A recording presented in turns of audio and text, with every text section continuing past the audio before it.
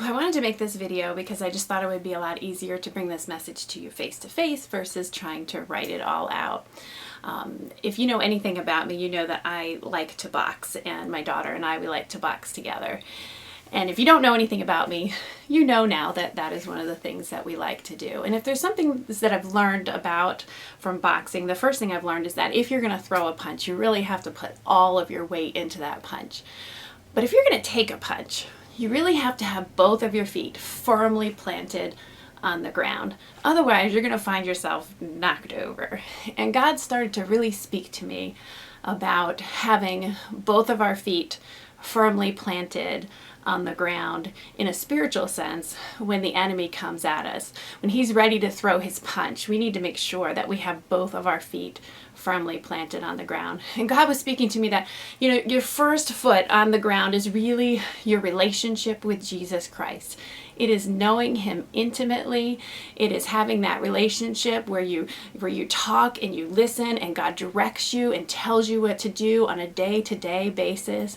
But the other foot is also, it's being in the church. It's being amongst a body of believers. And when I say church, I don't necessarily mean, a building or a Sunday morning service. I mean, your church could be any fellowship with believers. Maybe it does look like a Sunday morning service, but maybe it looks like breakfast with the guys and coffee with the girls, or whatever it is, as long as you're amongst a bunch of believers, people who have the same belief in the same God and who are fighting the same enemy as you. You see, that is your second foot. That is your second foundation. God says that if 2 or 3 are gathered together in my name, there I am in the midst of them. You see, when we gather together as believers, the power of God is not just multiplied, it's multiplied exponentially.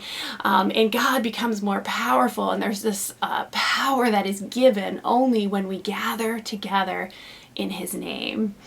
And so I want to encourage you today to be solid with both feet on the ground. Sometimes we want to have our relationship with Jesus Christ, but we don't want to spend the time that it takes to be in a fellowship of believers.